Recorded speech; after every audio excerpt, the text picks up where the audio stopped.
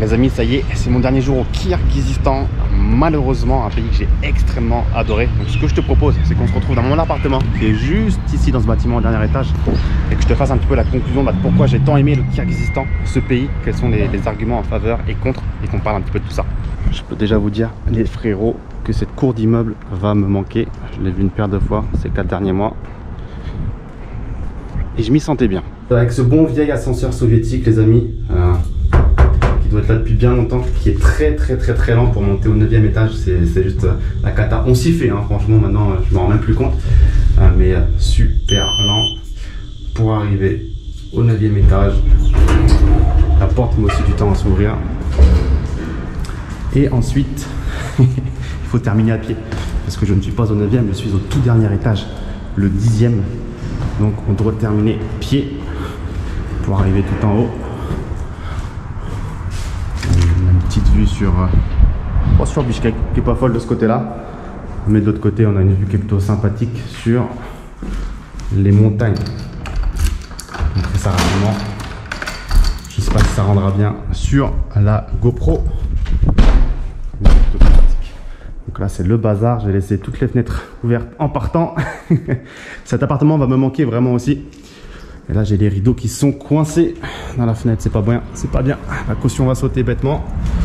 Et voilà, on a la belle vue sur Bishkek, les montagnes tout au fond, je sais pas si tu les vois là, le pic des montagnes est bloqué dans les nuages, mais sympathique. La mairie en bleu là-bas, la philharmonie ici, quelques bâtiments soviétiques là-bas.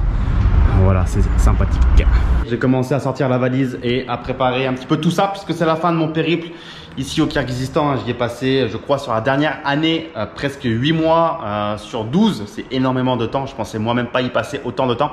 Et on va se poser ici sur le canapé, hein, c'est mes derniers instants, pour te dire pourquoi j'ai tant aimé le Kirghizistan. Pourquoi potentiellement tu pourrais venir ici le visiter également. C'est vrai qu'il y a très peu de touristes. Alors évidemment, le but c'est pas de ramener tout le monde ici. J'aime bien, c'est le genre d'endroit dans la planète qui sont préservés, où il n'y a pas de touristos dans tous les sens, où tu n'as pas de gros anglais, d'espagnol, de français, tout ce que tu veux qui viennent foutre le bazar. Non, ici il n'y a aucun touriste. Franchement, je n'ai jamais croisé de touristes en fait européens ou américains, et c'est tant mieux parce qu'on se sent vraiment dans une belle immersion.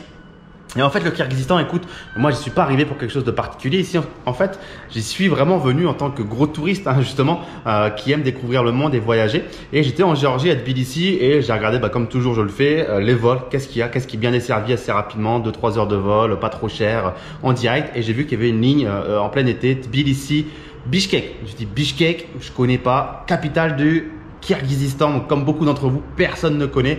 Et bon, je me suis dit, moi, j'ai envie de voir tout sur cette planète. Je fonce, il fait beau, c'est l'été, je vois qu'il fait 30 degrés à Bishkek, on va aller voir ça. J'étais tout seul, j'ai pris ma valise et on y est arrivé. Et en fait, ce qui s'est passé, c'est que je savais pas du tout à quoi m'attendre, hein. Évidemment, moi je suis arrivé dans un pays que je connaissais pas non plus, je ne savais pas du tout à quoi m'attendre, et il faisait super beau, il y avait des parcs, il y avait beaucoup de gens dehors, les gens se baladaient.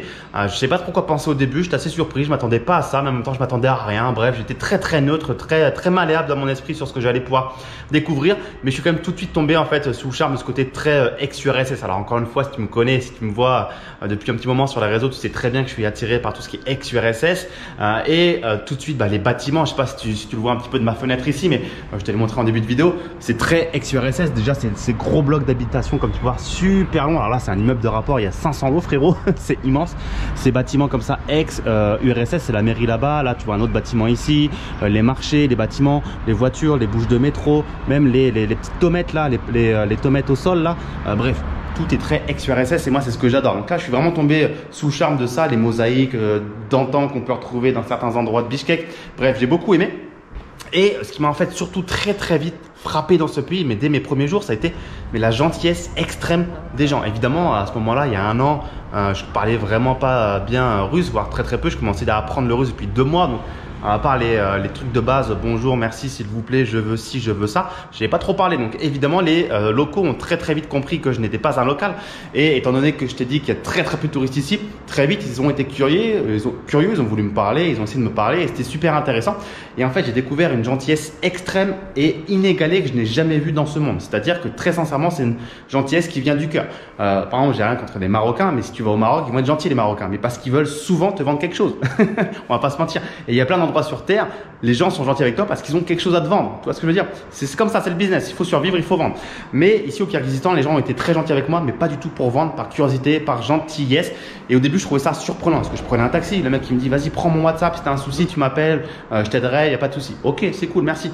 Un mec que je rencontre au restaurant, vas-y, prends mon WhatsApp, si tu veux, ce week-end, on va à la montagne avec ma copine et ses amis, tu peux te joindre avec nous. Moi, dans ma tête, en tant que Français, je me dis, ce mec, c'est un fou, il veut m'égorger. Il a vu que j'étais un Européen, un Français, il va m'amener dans la montagne, personne ne saura que je suis là, il n'y aura pas de réseau, il va me prendre tout mon blé, il va peut-être me tuer, je sais pas ce qu'il va faire avec moi. Les scénarios de mecs paranoïaques, de films d'horreur, parce que malheureusement, en Europe, on a toujours un petit peu tendance à se méfier de son prochain, alors que le mec, c'était purement par gentillesse et par volonté de me montrer en fait son patrimoine culturel. Et ces jolies montagnes de Kyrgyzstan, toi. Et plein de fois, il y a des situations comme ça, on m'a proposé plein de choses et au début, je comprenais pas. Si tu veux, viens, on va fumer une chicha ensemble, viens, on va faire ci, viens, on va faire ça, prends mon WhatsApp.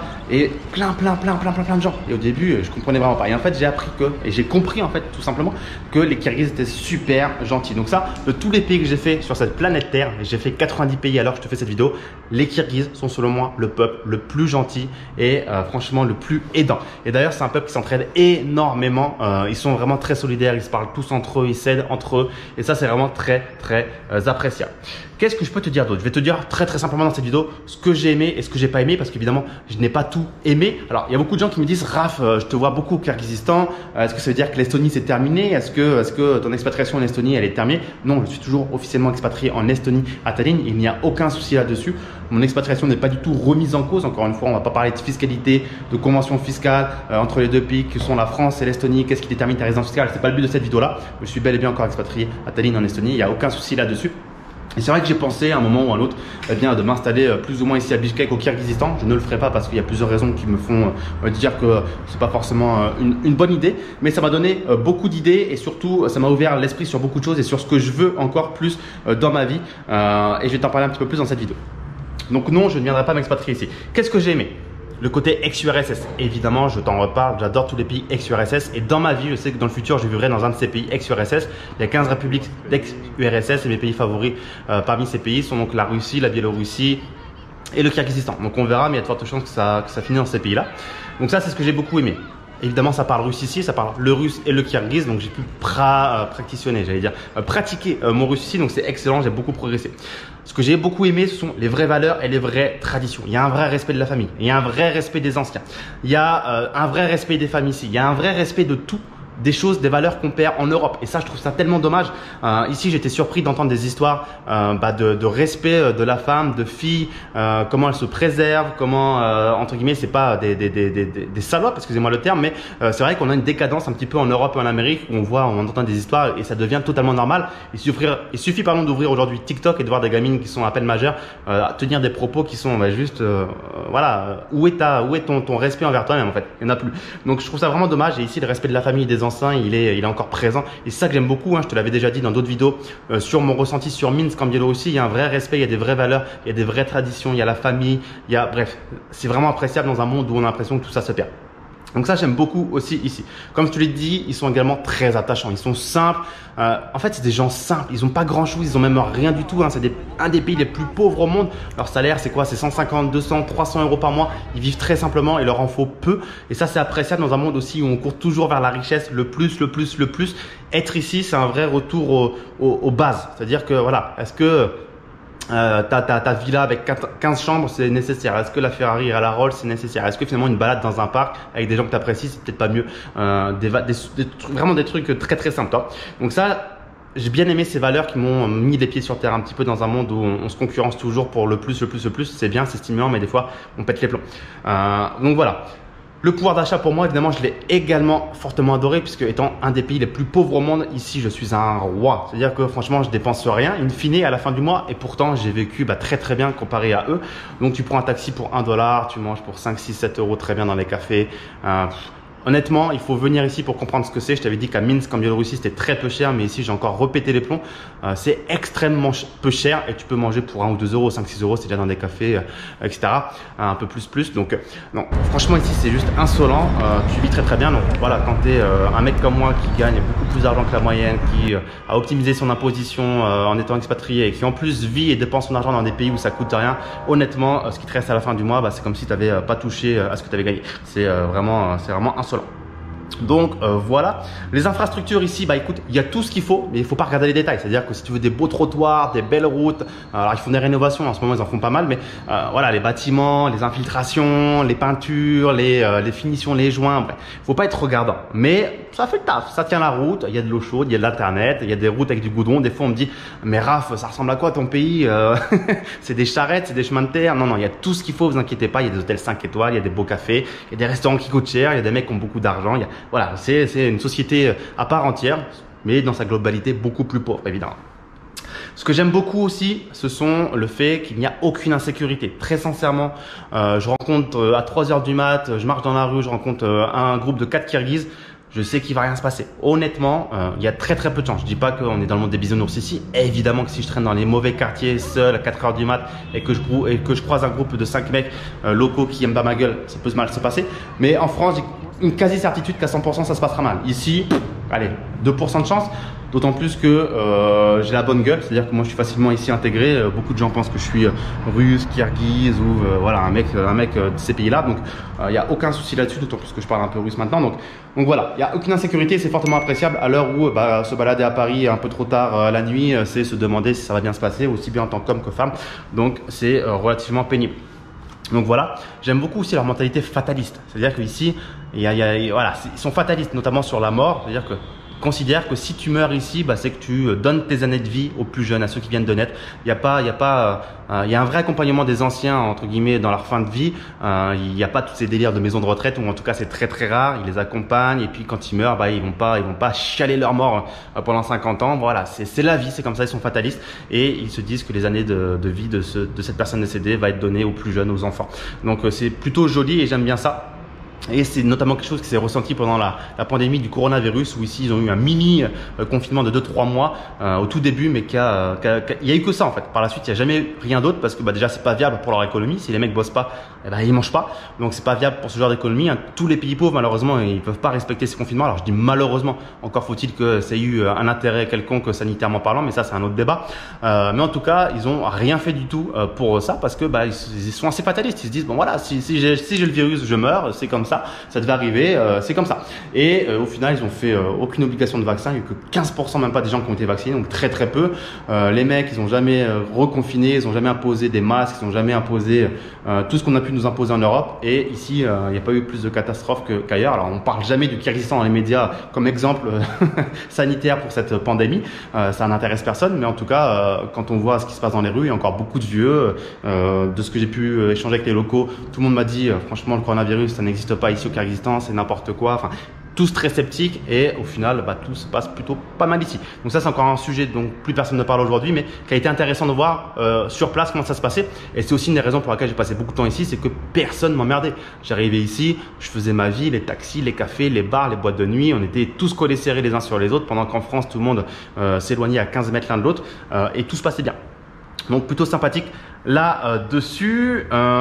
Qu'est-ce que j'aime beaucoup ici aussi, donc je te l'ai dit, c'est la mentalité des gens, des femmes, et puis voilà, énorme entraide entre les gens. Voilà, donc ça c'est un petit peu pour tout ce que j'aime. Maintenant, qu'est-ce que j'ai un peu moins aimé? La pollution l'hiver et la météo. Donc la pollution l'hiver, il faut savoir que c'est un des pays les plus en fait pollués au monde, puisque je sais pas si tu l'as capté un petit peu sur ce que je t'ai montré sur la vidéo, mais en fait la capitale Bichkek est entourée de montagnes que tu peux voir au fond, et là on voit déjà un petit peu de côté trouble. Alors il faut savoir là que c'est l'été, là on arrive sur l'été, donc c'est vraiment pas pollué l'été, mais l'hiver c'est une catastrophe puisque les voitures polluent. Première chose, il n'y a pas toutes ces normes encore une fois sur les voitures. Ici tu fais ce que tu veux, c'est un pays où tu fais ce que tu veux, on t'emmerdera sur rien du tout, et si on t'emmerde, tu donnes un petit billet et on t'emmerde plus. Donc les voitures évidemment il n'y a aucune norme, et les habitations, le chauffage, il n'y a aucune norme. Je pense qu'ici on chauffe encore avec des choses qu'on ne chaufferait plus, enfin qu'on n'utiliserait plus du tout en Europe et en France, notamment le charbon, etc. Donc ça crée une pollution monstre. Et si tu regardes sur internet, la pollution au Kirghizistan et à Bishkek, c'est une catastrophe. On te dit même, j'ai entendu des gens me dire, ne cours pas l'hiver ici parce que c'est extrêmement pollué, il faut pas rester dehors, il faut prendre un taxi, rentre chez toi. Enfin, c'est vraiment pas bon du tout. Et ça, c'est vraiment pas top parce que vivre dans un pays où tu sais que tes poumons ils prennent cher et où tu le sens hein, quand tu rentres chez toi, tu pues, mais tu pues une odeur de pollution dégueulasse, où tu sens que tu respires mal. Moi, l'hiver, j'ai senti que je respirais mal quand je marchais un peu trop vite dans la rue ou trop longtemps. Donc voilà, c'est quand même pas terrible. Donc ça, c'est le plus gros point noir de Bishkek pour moi. C'est excellent l'été, il fait très très beau, 30 à 40 degrés, très très chaud, c'est super agréable. Par contre, l'hiver, il va faire très très froid, de la neige et cette grosse pollution. Donc l'avantage, c'est qu'on a encore des vraies saisons ici, c'est agréable. Mais l'hiver, c'est quand même compliqué là-dessus, c'est déprimant, il fait nuit, il neige, il fait froid, la pollution, pas terrible. Donc les véhicules, comme tu disais, voilà, c'est pollué, c'est les vieux véhicules, hein, c'est les vieilles. Alors tu vois des véhicules que tu vois plus du tout en France, les vieilles Merco, les vieilles Audi, c'est des modèles qui sont vintage, c'est vraiment super agréable de voir ça ici, je trouve. Ça replonge dans l'ancien temps, des modèles qu'on n'a même pas connus quand j'étais moi petit, les vieilles Lada évidemment, les vieux Geely, tout ce que tu veux, c'est excellent là-dessus. Alors, un des points faibles aussi, qui n'en est pas un pour moi, mais c'est la corruption. C'est-à-dire qu'il y a énormément de corruption. Le gouvernement fait tout pour limiter cette corruption, mais ici, c'est un pays où quand tu as de l'argent, tu fais ce que tu veux et vraiment tout ce que tu veux. Donc, je sais que j'ai plein d'amis qui ont acheté leur diplôme universitaire. Quand tu te fais arrêter sur la route, boum, tu files un billet, tu n'as plus de problème. En cas d'accident, si tu veux, je pense, construire une maison, une baraque ou faire des rénaux, voilà. Tout se fait ici eh bien, à la corruption, même si tu voulais un vaccin pour le coronavirus, tout, tu peux faire tout ici. Donc ça, je sais que c'est en train de changer parce qu'évidemment, ils veulent avancer dans le bon sens et les politiques essayent de faire en sorte que ça avance dans le bon sens. Mais je sais que c'est quand même encore quelque chose de très présent. Il suffit de prendre ici la route en voiture et de se faire arrêter pour un excès de vitesse. Le policier va te dire deux possibilités. Soit je note l'amende et ça va être tel prix, 10 €. Soit tu me donnes tout de suite 2-3 € en fraîche et puis j'ai rien vu, j'ai rien entendu et tu repars. Donc ça m'est arrivé plein de fois personnellement ou avec des taxis. Et c'est toujours comme ça. Ok.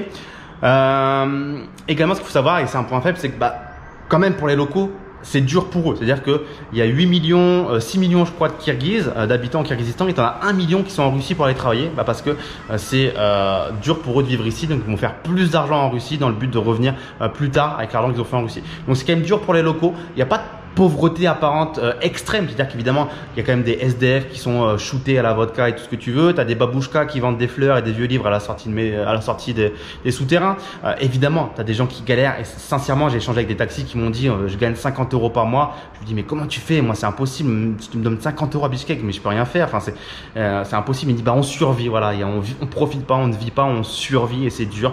Donc voilà, il y a beaucoup de gens qui gagnent 200 € par mois, 300 € par mois avec qui j'ai pu échanger et c'est compliqué. Donc ici ils vivent tous en famille, donc il n'y a pas forcément de loyer à payer. Après ils mangent quoi? Ils mangent du pain, tu sais, les gros pains ronds kirghizes, ils mangent des fruits, ils mangent des trucs simples en fait. Mais c'est quand même pas la vie de rêve pour eux. Donc ça c'est vrai que c'est très confortable pour moi en tant qu'Européen, Français qui a plein d'argent de vivre ici, c'est facile, mais quand même une pauvreté et c'est quand même pas top tout ça, même s'ils s'entraident énormément entre eux. Aussi, point faible, c'est qu'il y a peu de choses à faire dans le pays, on va pas se mentir. Enfin, il y a quand même des choses à faire, mais c'est un pays qui est mal desservi. C'est ça que je voulais plutôt dire. C'est-à-dire que l'aéroport de Bishkek, tu vas pas dans beaucoup d'endroits. Tu vas à Moscou, tu vas à Novosibirsk en Russie, tu vas à Istanbul en Turquie, tu vas à Dubaï, tu vas aux Maldives, ça c'est drôle. Et puis je pense que tu vas en Égypte. Voilà, c'est les destinations phares de tous les pays un peu d'ex-URSS. Ces lignes, elles sont un peu partout. Et c'est tout. Donc il n'y a pas grand chose à faire. Et dans le pays, tu peux faire des excursions dans les montagnes qui sont magnifiques. Hein, les putains de montagnes kirghizes, c'est vraiment quelque chose à voir. Le lac d'Issyk-Kul également qui est magnifique. Mais c'est des routes qui sont pas forcément très très belles. Ça dépend des endroits, mais pas forcément très très belle, donc un peu compliqué à emprunter. L'hiver parfois, tu n'y vas pas du tout, c'est impossible. Tout le monde te dit n'y va pas l'hiver, c'est le coup à mourir presque. Mais je rigole à moitié. Donc voilà. Donc il n'y a pas grand chose à faire. Il faut rester à Bishkek. Et Bishkek, c'est une petite ville, on va pas se mentir. C'est un gros carré, un gros rectangle. T'as des parallèles et des perpendiculaires. Et c'est un tout petit centre-ville, donc il n'y a pas grand chose à faire. Mais moi parfois je me dis comment j'ai fait pour rester 8 mois ici, parce qu'il y a littéralement rien à faire.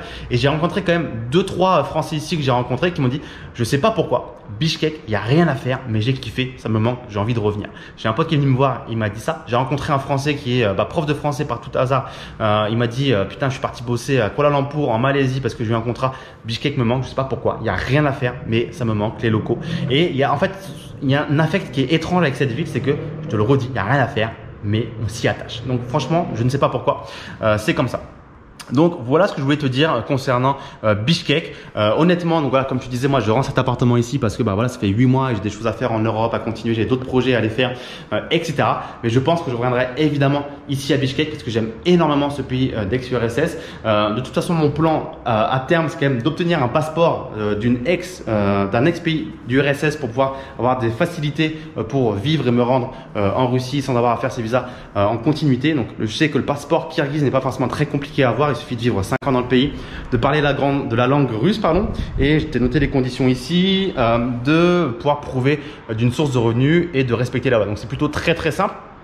Il y a juste les 5 ans à faire, mais qui doivent être plus ou moins souples parce que voilà, je ne vais pas rentrer dans les détails pour m'être renseigné. Je te l'ai dit, si tu as suivi la vidéo jusqu'ici, tu as compris qu'il y a moyen de s'arranger dans ce genre de pays. Et également, ils sont en cours sur une citoyenneté économique. Alors, je sais pas où ça en est, mais je sais qu'il y avait des discussions en cours pour que tu puisses balancer un 100K dans un fonds, en fait, pour que le Kyrgyzstan puisse en fait payer sa dette externe et tu pourras avoir ta résidence et ton droit de citoyenneté ici. C'est ce qu'on appelle en fait une citoyenneté une citoyenneté économique. J'ai pu t'en parler dans le passé dans d'autres vidéos où tu as des pays qui proposent ces citoyennetés en échange d'investissements dans le pays, que ce soit dans des fonds, dans l'immobilier, dans des entreprises, des choses comme ça. Donc à voir si ça se fait, mais mon idée en tout cas c'est de réussir à avoir un passeport soit du Kyrgyzstan ou de Moldavie. Je sais que tu as une citoyenneté économique là-bas moyennant 200-300 000 euros. Donc voilà, on verra ce que l'avenir me réserve, mais j'aimerais bien également diversifier d'un point de vue passeport. J'ai déjà le passeport français et italien et si je peux en avoir un hors Europe et dans un pays d'ex-URSS, ça m'arrangerait énormément pour mes besoins futurs. Donc on verra comment on se débrouille, mais on réfléchit à tout ça. Et évidemment, on va continuer d'apprendre le russe. Voilà les amis, en tout cas sur le Kyrgyzstan, un petit pincement au cœur quand même de quitter ce pays que j'aime tant. Je sais que j'y reviendrai, évidemment. Je peux que vous amener évidemment à visiter ce pays, ne serait-ce que pour 1 ou 2 semaines. Je sais que Pékin Express a pas mal démocratisé ce pays. Venez ici l'été, c'est très sympa. Les montagnes, le lac, la capitale de Bishkek, il y a vraiment 1 ou 2 semaines à tuer facilement avec beaucoup de plaisir. Évidemment, j'ai pas envie que beaucoup de gens viennent ici. J'ai envie encore que ce soit préservé. C'est ce qui fait tout le charme de ce pays, d'avoir un pays préservé du tourisme de masse, parce que je pense quand même que le tourisme de masse, même si ça rapporte beaucoup d'argent, ça détruit quand même un petit peu l'âme d'un pays. Donc voilà les amis, dites-moi ce que vous pensez de Bishkek, si vous êtes déjà venu, si ça vous attire, si ça vous attire pas. Honnêtement, j'ai pas réussi à convaincre beaucoup de gens de venir me rendre visite ici. Donc voilà les amis, petit pouce bleu si vous avez aimé cette vidéo. Partagez-la à vos amis qui aiment voyager ou qui sont investisseurs, entrepreneurs ou curieux tout simplement. Abonne-toi à la chaîne YouTube pour les prochaines vidéos et je te dis à très vite. Ciao ciao.